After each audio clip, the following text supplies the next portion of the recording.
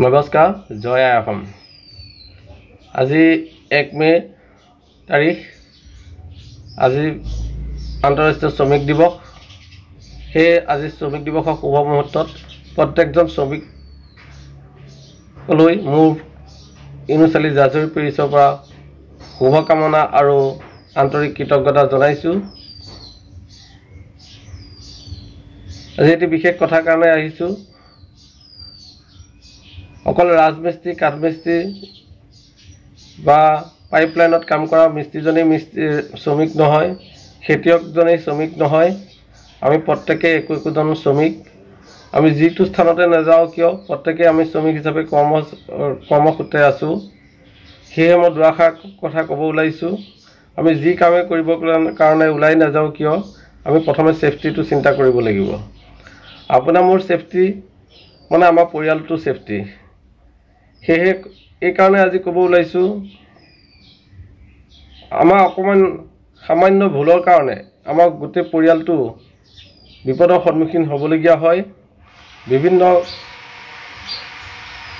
ধৰণৰ কথাত পৰি আমাৰ পৰিয়াল বৰবাদ হৈ যাবলগীয়া হয়। কেতিয়াবা বহুত দুখ কষ্ট সহিবলগীয়া হয়, কাৰণ আমি প্ৰত্যেকেই কৰ্মসূত্ৰে ঘৰৰ পৰা বাহিৰ হ'বই লাগিব।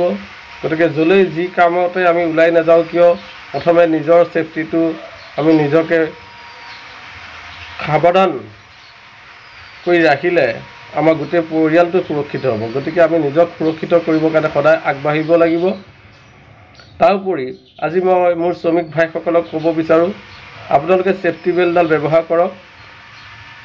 আপোনালোকো সুৰক্ষিত, আপোনাৰ পৰিয়ালটো সুৰক্ষিত। আপুনি যি কামতে নাযায় কিয় প্ৰথমে আপোনালোকে ৰাজমিস্ত্ৰীৰ কথাকে কৈছোঁ, বহুত ওপৰত কাম কৰিবলগীয়া হয়। বাঁহৰ চাং পাতি বা লোহাৰ পাইপত উঠি কেতিয়াবা ভুলক্ৰমে নহ'বলগীয়া ঘটনাটো হৈ নাযাওক। সেয়েহে মই ক'ব বিচাৰোঁ আপোনালোকে ছেফটি বেল্টডাল ব্যৱহাৰ কৰক। আজি ৰং মিস্ত্ৰীজনেও ছেফটি বেল্টডাল ব্যৱহাৰ কৰিলে তেওঁ সুৰক্ষিত থাকিব। ঘৰত টিং লগোৱা যিজন কাঠমিস্ত্ৰী তেওঁ যদি ছেফটি বেল্টডাল ব্যৱহাৰ কৰে তেওঁ সুৰক্ষিত থাকিব। গতিকে আপোনালোক সুৰক্ষিত থকা মানে আপোনাৰ পৰিয়ালটো সুৰক্ষিত থকা। সেয়েহে মই ক'ব বিচাৰোঁ, শ্ৰমিক দিৱসৰ দিনাই আমি সকলোৱে সংকল্প লওঁ, আহক আমি প্ৰত্যেকেই কৰ্মসূত্ৰে য'লৈ ওলাই নাযাওঁ কিয় প্ৰথমে নিজক সুৰক্ষিত ৰাখিহে আমি কৰ্মসূত্ৰে আগবাঢ়িব লাগে। কাম কৰিব যোৱাৰ আগত আমি নিজকে সদায় সুৰক্ষিত ৰাখিব লাগিব।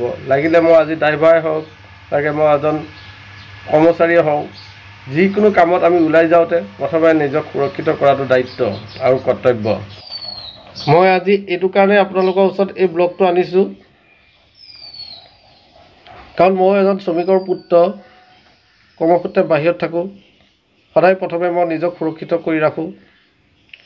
আজি আপোনালোকক এইকাৰণে মই এই ছেফটি বেল্টডালৰ বিষয়ে ক'ব ওলাওঁ। কিয় কৈছোঁ আপোনালোকক অকণমান মই আপোনাক ক'ব বিচাৰোঁ। হয়তো বুজি পাইছে বহুতে, মোৰ গাঁৱৰ অঞ্চলৰ শ্ৰমিক ভাইসকলে বুজি পাইছে নিশ্চয়। মোৰ দাদা এজন ৰাজমিস্ত্ৰী আছিল। কৰ্মসূত্ৰে কাম কৰি থকা অৱস্থাত ছেফটি বেল্ট ব্যৱহাৰ নকৰাৰ বিনিময়ত তেওঁ আজি দুৰ্ঘটনাত পতিত হ'বলগীয়া হ'ল। আজি যদি তেওঁ নিজকে সুৰক্ষিত ৰাখি ছেফটি বেল্ট ব্যৱহাৰ কৰিলে হয়, আজি তেওঁ আমাৰ মাজত থাকিল হয়। মোৰ দাদাই ৰাজমিস্ত্ৰী কাম কৰি থাকোঁতে নিজকে সুৰক্ষিত ৰাখিবৰ বাবে সেই কথাটো ভাবিব নহ'ল, বা ছেফটি বেল্ট আমাৰ গাঁও অঞ্চলত বহু ৰাজমিস্ত্ৰী, কাঠমিস্ত্ৰীয়ে, ৰং মিস্ত্ৰীসকলে ব্যৱহাৰ নকৰেই। দুই এজনে হয়তো আজিকালি কৰিব লৈছে। গতিকে আপোনালোকক মোৰ দাদা ফটোখনো দেখাইছোঁ। এইজনে মোৰ দাদা আছিল, তেওঁ এজন ৰাজমিস্ত্ৰী আছিল। তেওঁ ভুলক্ৰমে দুৰ্ঘটনাত পতিত হ'বলগীয়া হ'ল নিজৰ সুৰক্ষিত ৰাখিবৰ বাবে ছেফটি বেল্ট ব্যৱহাৰ নকৰাৰ বাবে। সেয়েহে প্ৰত্যেকজন শ্ৰমিক ভাইলৈ মোৰ আজি শ্ৰমিক দিৱসৰ দিনাখনেই শুভকামনা আৰু আন্তৰিক শুভেচ্ছা জনাই আজি মোৰ ব্লগটো ইমানতে সামৰিছোঁ। এটা সংকল্প লওক, সকলোৱে যিকোনো ৰিস্কি কামত প্ৰথমে আপোনালোকে নিজক সুৰক্ষিত ৰাখিবৰ কাৰণে ছেফটি বেল্ট ব্যৱহাৰ কৰিব। আৰু লগতে আমাৰ ভাই বন্ধুসকল কৰ্মচাৰী সূত্ৰে